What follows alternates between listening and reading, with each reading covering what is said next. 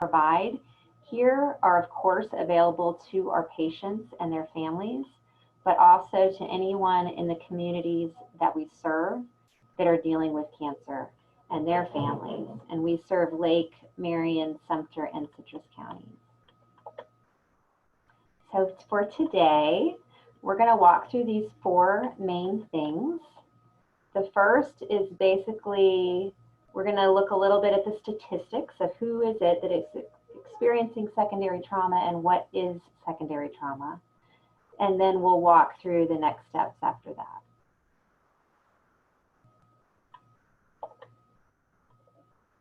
There's a lovely picture of me. I'm trying to make this very personal, so it's a little bit more relatable, but I'm in healthcare, and so when we come into the office, we have cleaning bottles, we are sanitizing everything, and wearing face masks, and this is what your clients are seeing as well when they have to come in to get treated for cancer right now. So as you can imagine, secondary trauma is incurred when an individual is exposed to people who have been traumatized. It's also when you're listening to others talk about things that were very stressful and traumatizing for them, or others inflicting, you're witnessing others inflicting a lot of cruelty on one another. Okay. And so during this time, I think that a lot of our healthcare workers are probably going to be exposed to quite a bit of secondary trauma, and our counselors will be supporting them through a lot of this. Not to mention the patients and the families that are home right now too. So it's estimated that 26% of therapists are at a high risk of experiencing secondary trauma.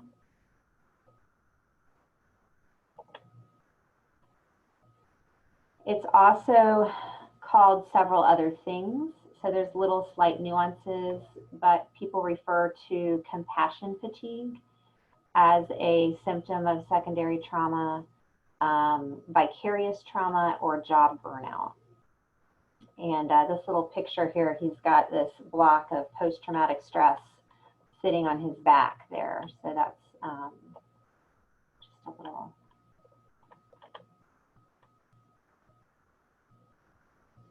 So compassion fatigue is basically exactly what it sounds, feeling completely worn out in a caring profession because of repeated exposure to people that are dealing with tough things. If you all were to just pause right now and think about your jobs and your professional lives, maybe you could picture some reasons that you'd be at risk for compassion fatigue.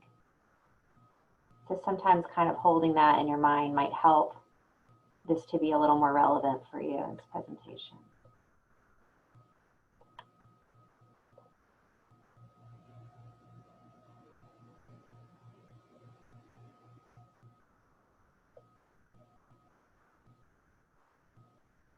So secondary trauma is specific to individuals who treat trauma populations, whereas compassion fatigue is a little bit more generalized. So you may see it in caregivers and counselors and people that maybe aren't only dealing with, you know, hurricanes and war and things like that.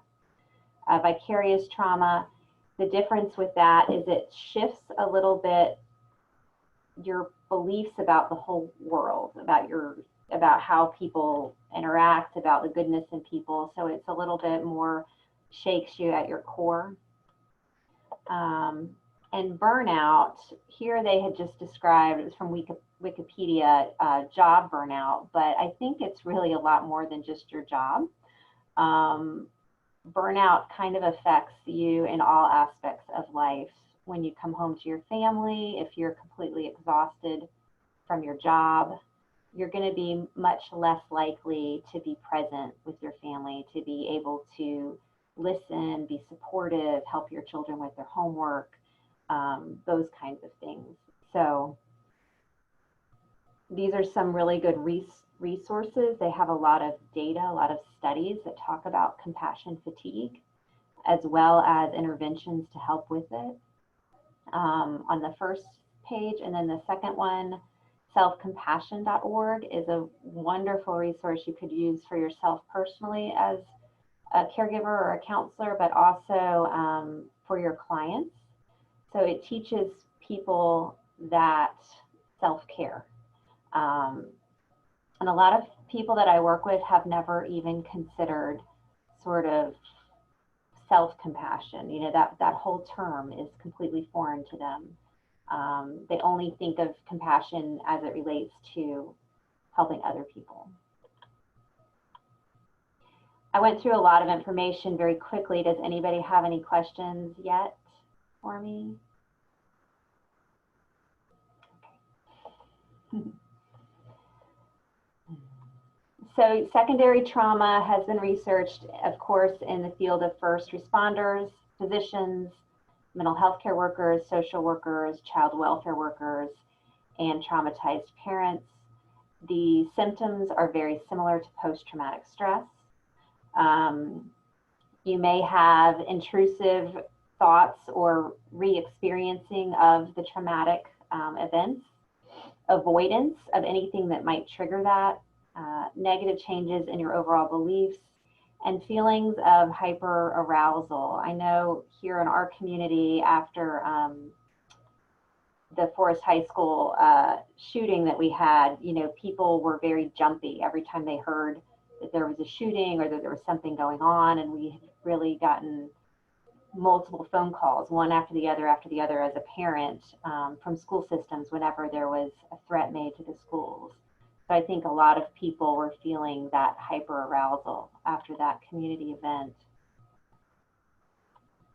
And oddly enough, now that everyone's home, we're not getting those anymore.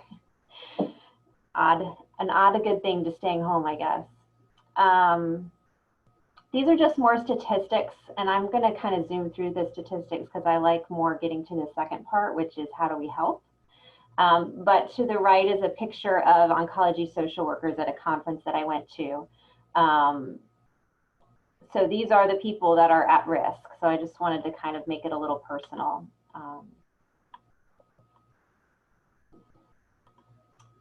These are the areas that they've studied that are affected: mental health care workers, first responders, nurses, children of traumatized parents.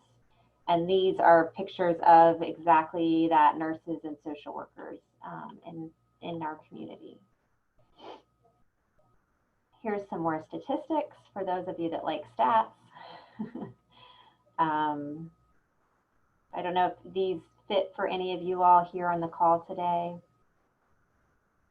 but I'm in the first two categories there: oncology staff and social work.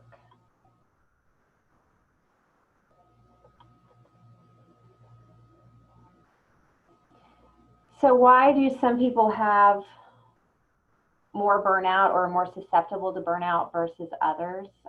They found that if you have a history of trauma, which a lot of helping professionals do, they work through their old traumatic things and it makes them feel empowered, and then they want to in turn study and begin to help others. If you have less work support, you may also be at higher risk. And then just the sheer number of patients and experiences that you have could put you at higher risk for secondary trauma. The good thing is there are also some protective factors. So your years of experience in the profession, I think the thought is that over the years you develop good coping skills, support networks, maybe you attend educational programs like this. More time spent in, I'll have to move this box a little bit here, self-care activities, and then a high self-efficacy. And this photo is just something off of my desk. You know, it's nice to put in some reminders of the good. And so that little plant stem is an award I got with the oncology social work. The card is just a card somebody sent me. I don't know if you can see the painting in the back. That was from an intern that she had given me. So keeping little tchotchkes around that remind you that the work you're doing is meaningful and that it impacts people and it's important, I think is a useful tool in helping with that self-efficacy and that sense of purpose in the field. So what are we doing on time? Okay. We do have a question. Oh, go ahead. Our question is, can you experience compassion fatigue within a personal relationship? For example, if you have a friend who is constantly in crisis and they're looking to you for emotional support for a long time. Absolutely. So you can experience compassion fatigue as a caregiver that's caring for a family member, a parent who maybe has medical problems. If you're in a toxic relationship, absolutely. Anytime that you feel you're giving and giving and giving, but you're not feeling that you're trying to word this very well. Your sense of if you're helping people affects your ability, your compassion. So the more people feel that what they're doing is meaningful, that it's serving a good purpose, that it's helping people, the more value they have in those roles, the less their risk of compassion fatigue. So obviously, if you're in some type of a relationship where you're feeling that all of your efforts and your compassion is not being valued or is not really making much difference, then I would say that probably would put you at risk for compassion fatigue. Not to mention just the sheer role of caregiver, of running to the store, of doing different things for people, sort of that continual giving. So I don't know if that, hopefully that answered the question for you. And we'll talk more about awareness as the way to help begin to combat compassion fatigue. And this awareness is directly, one of those key mindfulness concepts, okay, that we want to focus on today. So if you're aware, if you're able to really tune into what's going on within yourself, then that creates an opportunity for you to notice what's happening and then make adjustments. So many times in our careers, especially if we're working in a very quick-paced setting, like a crisis center, a call center, where you're getting one patient after the next, after the next, after the next, it's easy to kind of feel bumped around and not be very self-aware because you're just so focused on your clients and what you have to do next. So by creating some little tricks, which I'll talk to you guys about today, creating a little bit of self-awareness is actually going to help sort of space that out and give you a sense of calm and then allow you to develop real healthy, mindful practices that you can use all throughout the whole day. So we'll review some key concepts critical to these little mini timeouts or little mini moments of awareness. We'll talk a little bit about why routine and practice matter. And, you guys are on this call for a reason. So you may want to, again, pause for just a second and really think about what are the costs to you personally if you keep continuing just going through the motions and not growing this awareness and not practicing some of these mindful things. Basically, things will continue as they are. And maybe that's good, but maybe it's not. So just something to think about.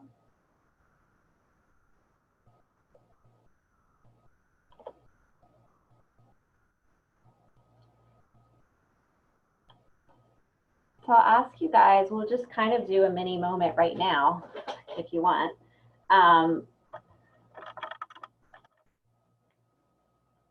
Can you think about the type of care and compassion that you would give a very best friend? Or a loved one or a client or somebody that was really feeling a lot of stress, who was feeling very frantic and who was struggling.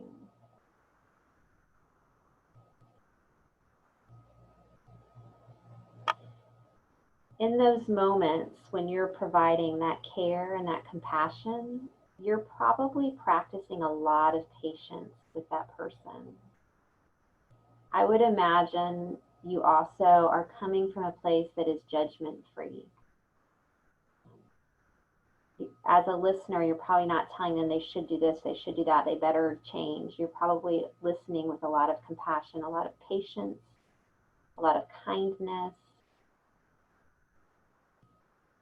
acceptance, and also just from the mindset of just being curious, you know, just trying to understand what this loved one is experiencing. Why are they experiencing this? What does it feel like for them?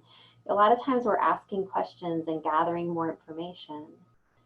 So the idea of these mini moments of awareness is, can we do this for ourselves? Can we actually tune into ourselves and listen and be patient with ourselves, be kind, set aside our judgments, our harshness, right? Be accepting of where we are in that moment, even if that's not where we want to be. And then be curious about, how did I get here? What exactly is going on?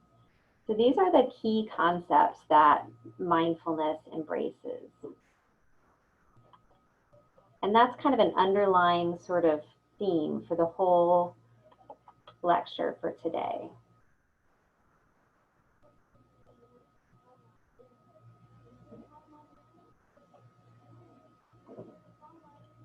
This is a picture from Paynes Prairie. So anybody here from Gainesville would be familiar with this. When you stop and look at this picture, do you feel different than you did a few minutes ago? You probably do. This reminds me of a moment where you were completely tuned into that moment. Your brain wasn't thinking about all the things that you did wrong the last 5 minutes or 2 days. Your brain's not jumping ahead to this giant to-do list. But when you're standing there watching that sunset, everything kind of gets quiet. You're completely tuned in to that specific moment. And that's what mindfulness really is learning how to do that throughout your day, not only when there's a beautiful sunset in front of you.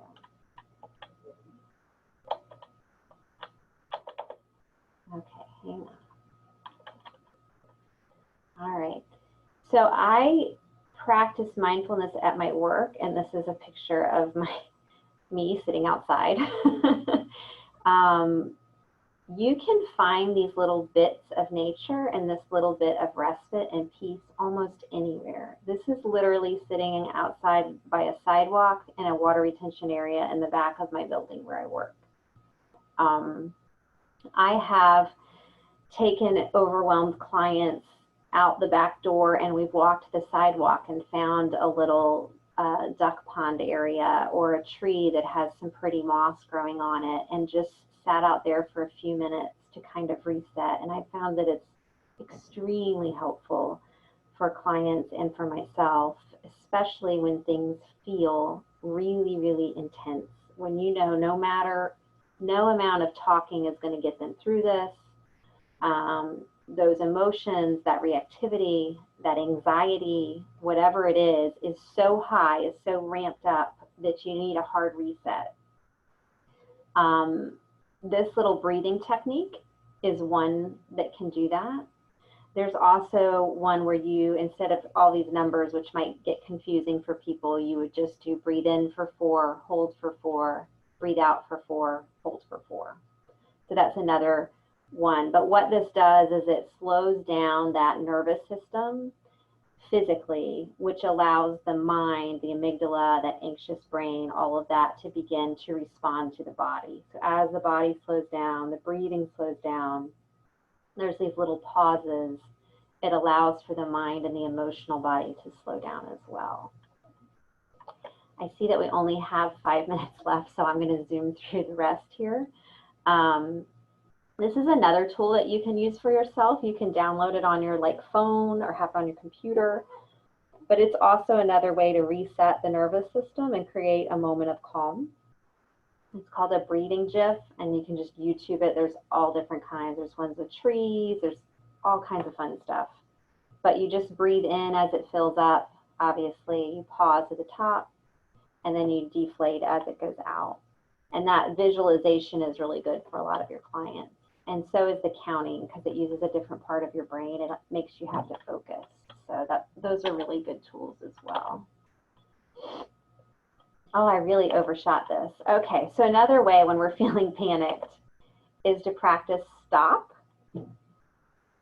which a lot of times it's nice to be aware, because if we're not aware, we're not going to be able to practice this, right? But the stop stands for stop, and I like to picture a giant red stop sign. Take a breath, observe, and proceed. So when we stop, that means we're being aware. So that's really good. That means something's going on in my body. I'm feeling really anxious, nervous, reactive, whatever. Take a breath. You might have to take 2 minutes worth of breaths. You may have to breathe for 10 minutes to get your body back into that calmer place. Observe. We want to do that with all those wonderful words I used in the beginning, that non-judgment, that kindness, that self-compassion like you would give to a friend, that curiousness. And then proceed could be a prayer. It could be, I'm going to go take a little break. It could be whatever you need to do. Usually it's offering yourself some kind of kindness for what's going on. Okay, we already went through those.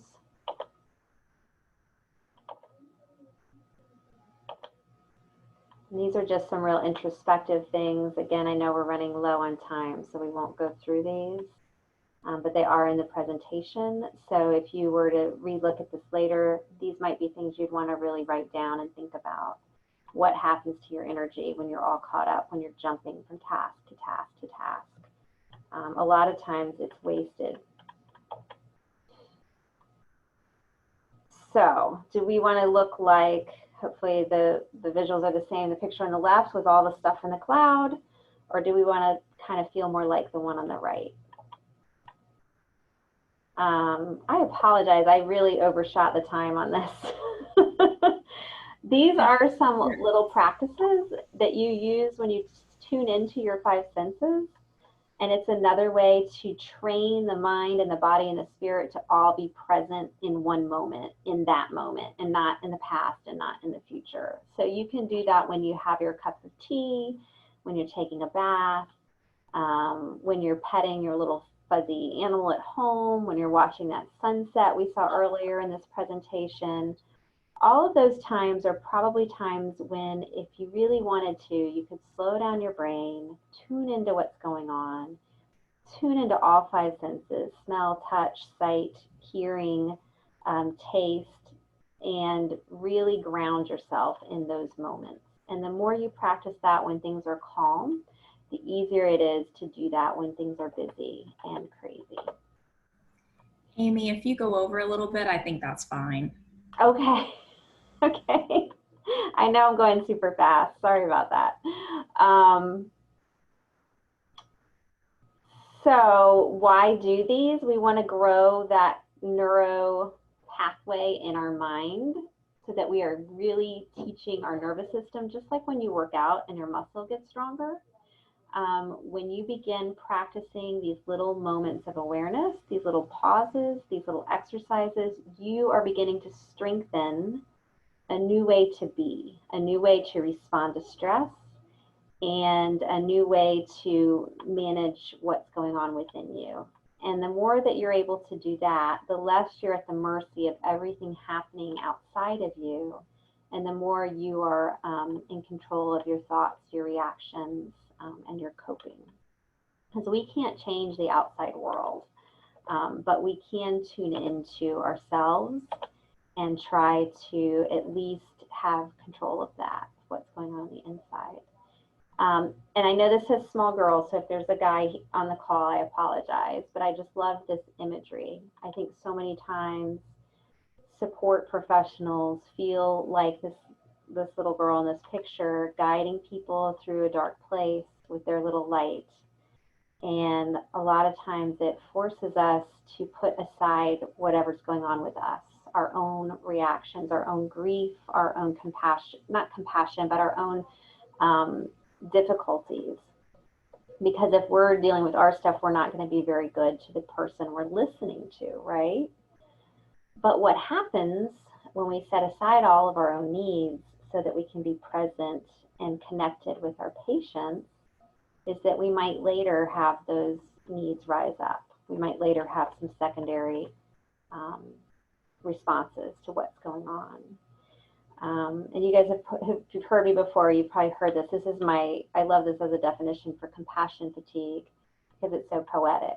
But the expectation that we can be immersed in suffering and loss and not be touched by it is as unrealistic as the expectation of being able to walk through water without getting wet.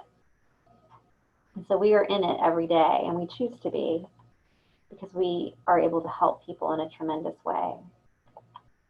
But we also have to learn to nurture and love and help ourselves too. So these are the techniques that you hear over and over again on how do we take care of ourselves, how do we process out secondary trauma. Music, painting, writing, dancing, journaling. I've even got some friends now that are doing video journals during this COVID time, which I think is really pretty fascinating. Counseling, therapy, meditation, all these things. You guys are all familiar with these things. So today I just wanted to tune into one specific technique, and that is more of a mindfulness one. So a lot of times in my meditations, you'll hear me and other people that meditate say to just notice what's there, right? When you get really quiet, what is here? What comes up? What emotions? What stresses? What difficulties? And so many times we're taught to stuff it down, put it in a box, set it aside. So mindfulness says, when it's safe to do so, let's look at that. Let's let it sit here for a few minutes, even though it's uncomfortable.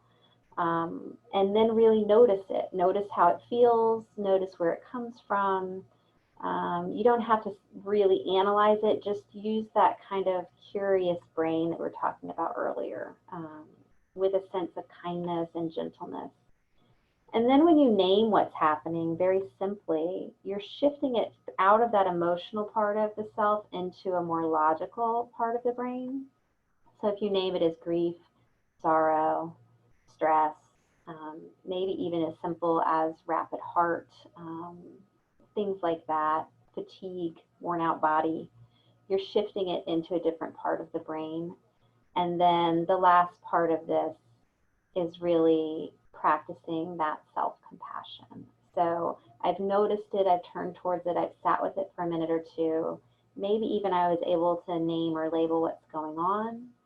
But then at the end, I'm going to say, hey, you know, this is tough. You went through a lot. It's okay to be where you are. So practicing that good self-compassion that you give all of your patients every single day is a tremendous gift. For those of you that want to stay on the call, I have a beautiful loving kindness meditation that we can do, but I know that I'm out of time. So if there's questions before this that anyone wants to ask real quick, I can answer those, and then we can do a little meditation and go about our day. And this is my family. This is who I stay home for when I can. Okay. Amy, we have one question so far. Is there any special advice you would give to empaths to avoid compassion fatigue? To empaths? Yes. That's a good question. It's a very complex question, so I'm not sure I could give like a small little technique or trick, but I would just say, you know, being self-aware of what's going on within you as a listener is very important. So if you notice that you start feeling what they're feeling, you're starting to feel if their heart's hurting and your heart's hurting, sometimes that's okay. It just means you're very well connected with your client. And you can even say, is your heart hurting right now? I sense that you're having a hard time. So you can use it as a therapeutic tool, but it may be very important for you to stay very grounded, and you may need to even change your breathing while you're listening to your client, slow it down, feel very connected to your chair. So practice some ways where you can feel very grounded and safe while you're listening to someone else. So that would be my kind of 2-second answer, because you don't want to lose that connectivity with patients, but it's a tough little line to dance on for sure. All right. So thank you guys so much. We're going to do this little compassionate, loving kindness meditation, and I wrote it specifically during these times of COVID. So hopefully it'll bring you a little peace before you go about your day. But thanks for being with me, and I'm sorry I did run over a little bit. If you'd like, go ahead and get comfortable in your chair. You can lower your gaze, you can close your eyes. You may want to roll the shoulders, lengthen the spine.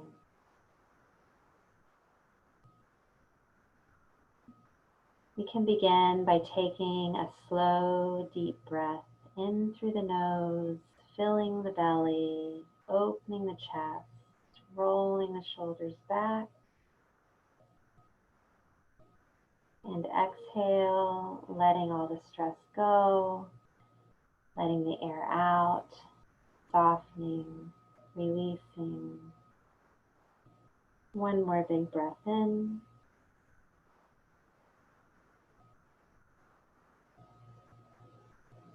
And exhale.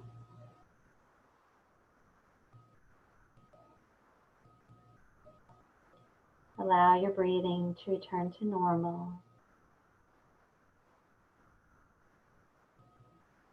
Imagine right now that you have a loved one sitting in front of you.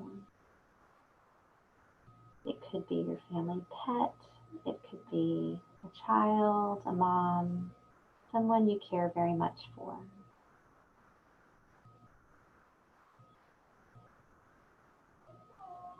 We're going to repeat silently some phrases. And if you'd like to, you can imagine that you're breathing the air into your heart, and then you're sending out this love and this compassion to a person in front of you. So we'll say, may you be well.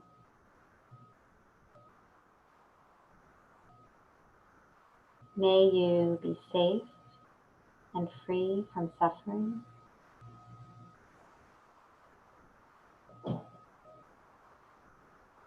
May you have all the tools and support that you need to face the challenges in your life.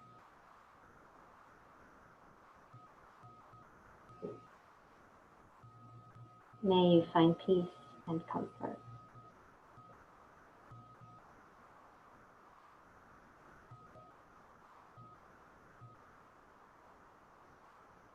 Now broaden that picture a little bit to include perhaps a wider community. Your colleagues, your friends, maybe even somebody that you've struggled getting along with sometimes. Because we all struggle at times, but we all want to be loved and cared for.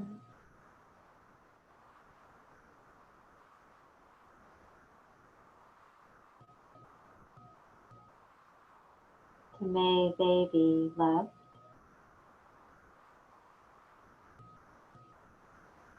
May they be safe and free from suffering.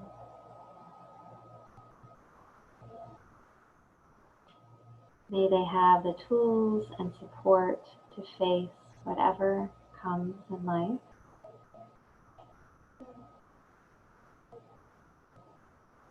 May they find peace and comfort.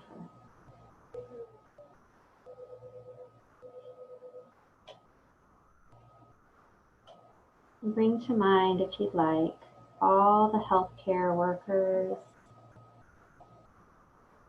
the nursing home facilities, the delivery drivers, the grocers, pharmacies, emergency care workers, health departments,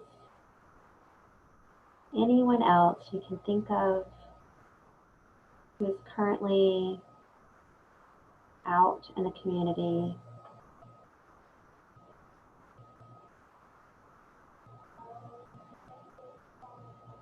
May they be well.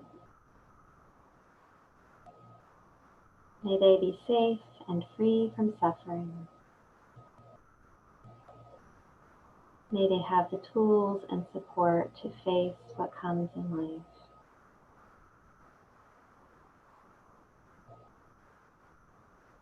May they find comfort and be at peace.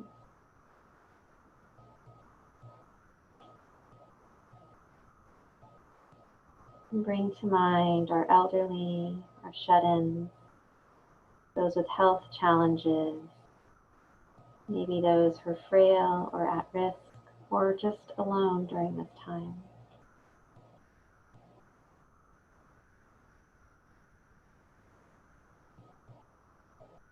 May they be well. May they be safe and free from suffering. May they have all the tools and support they need in this life.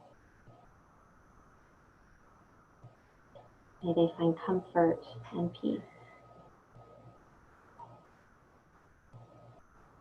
Notice the quality of your mood, of your heart, as you've extended this compassion from you to your greater community.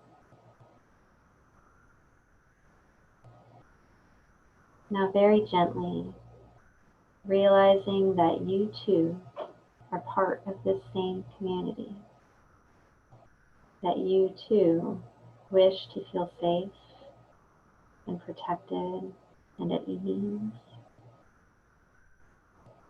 As you hold in your heart and your mind this compassion that is radiating outward, imagine that all those people are sending compassion right back for you, to honor you. And if you're able, see what it might be like to open to receiving this compassion. So may I too be well. May I be safe and free from suffering. May I have the tools and resources and support to face whatever challenges lie ahead. May I find comfort and ease and peace.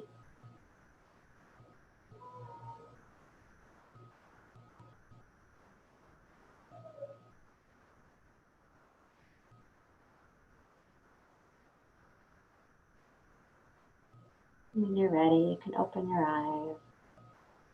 Return to our little meditation, to our little practice here today. And if you want to join me any night at 8 o'clock, I am on Facebook Live through this whole process. So anytime you need a little mindful break, feel free to search me out on Facebook. I make them public. So I've got about maybe 10 or 12 people. We all meditate together at 8 every night. And it's free and it's not supporting any, it's just there during this time. Okay. And that's all I have for you guys. Thank you so much. Amy, thank you so much for sharing with us and taking your time to share what you do really well at. And we really appreciate it. Thank you for the little break throughout the day here. Thank you, guys. So, thank you very much. Thank you guys for logging in, and we'll see you next time. Bye.